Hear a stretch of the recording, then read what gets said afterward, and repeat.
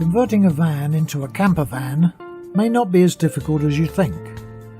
With just a few hand tools, electric drill and a jigsaw, it is possible even for an amateur to turn a van into a really nice, comfortable camper home.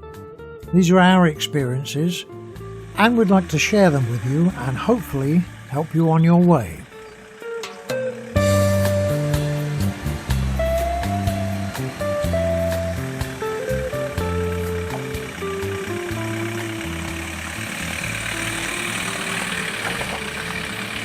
Now, over the years, I've learnt an awful lot from YouTube and the guys that unselfishly put their experiences and knowledge up onto the net so that we can all learn from them. And so I thought it would be a good idea to put my experiences to just add a little bit to the knowledge that's out there. Now, this is our second attempt at a conversion job. And we learnt so much from doing the first one that I'm now going to outline our journey and give you some of the things we learnt during our build.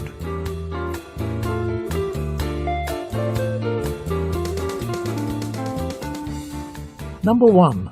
Decide on your priorities.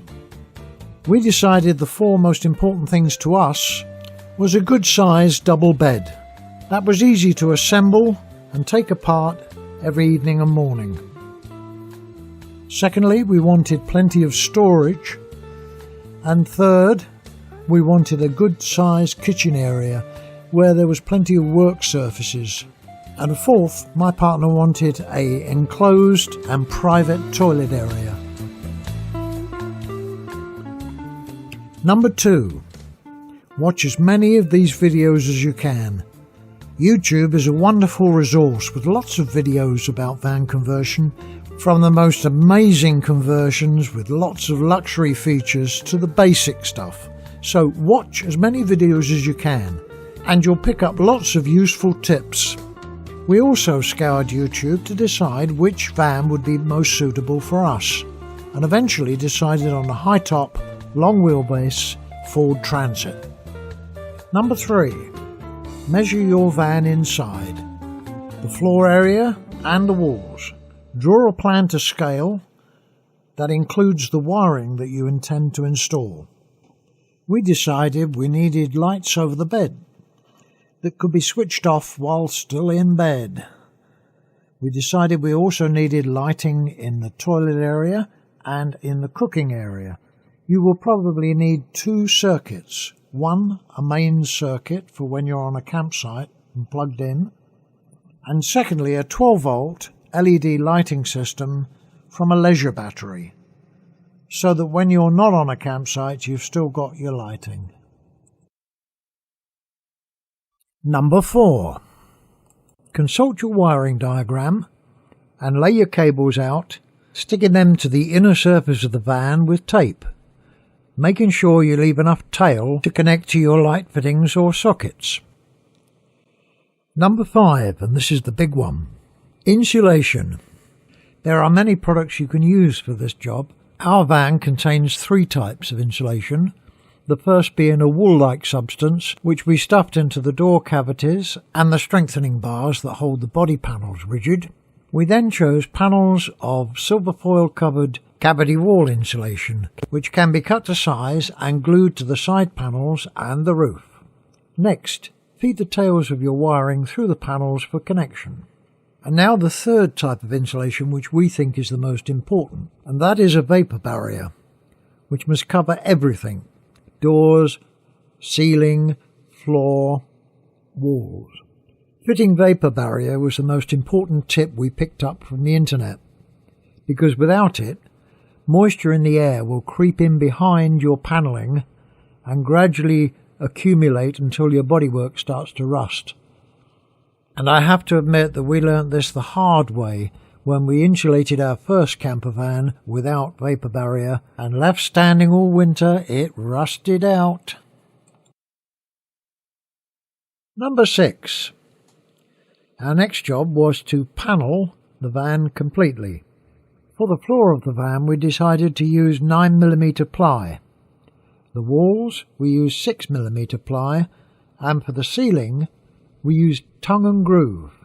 The reason we chose tongue and groove for the ceiling of the van is that your van probably has a curved surface on the roof, and a thin tongue and groove, apart from looking decorative, will make it easy to follow the curve of the roof if fixed long ways.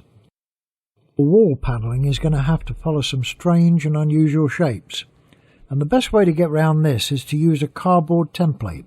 Cut the cardboard template oversize and then trim it back until it perfectly fits into the panel you want to cover.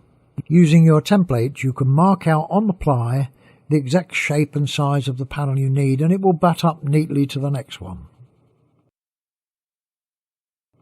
Number 7. Having completed all your panelling, it's now time to turn your attention to building a bed. There are many configurations on YouTube of how to turn a seating area into a comfortable bed. Our plan was to have a 5-foot double bed. Our van is 6 foot wide, and so because neither of us are particularly tall, we decided to go across the back with our bed. We opted for two 2'6" mattresses, which would convert into the back and base of a nice sofa. We had the mattresses made to size, and this was probably the most expensive item in the build. The base of the bed pulls out to allow the backboard of the sofa to drop down and turn into a double bed. It's a quite simple system. The slatted base fits together like two forks end to end and slides out quite easily and then locks into position. Number 8. Kitchen cabinets. We used 2x1 plain timber and 9mm ply for our kitchen cabinets and their doors.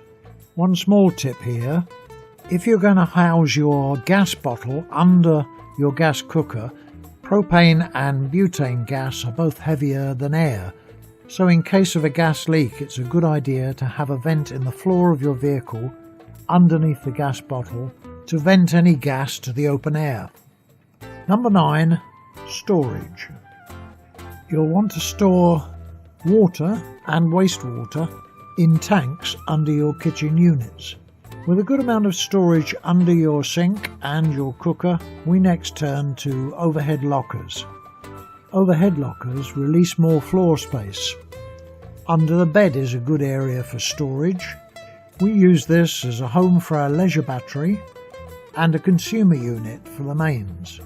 We also use it for storing tools, fold-up seats and a charger for our leisure battery. One further area for storage, very useful, is over the driver's cab. We chose to put a bulkhead between the cab and the living area. The bulkhead was built of 9mm ply and gives a nice splashback area behind your sink. Number 10. Toilet or shower or both. To save space and because of my limited plumbing skills, we decided to just go for a toilet. The toilet cubicle, which contains our chemical toilet, has solid sides and sits between our bed and side access door. The front is curtained off, and it's also useful for the storage of wet coats, boots, etc. Well, we hope that's given you a few ideas, and maybe we might meet you on the road or on a campsite somewhere with your new conversion. Good luck, and thanks very much for watching.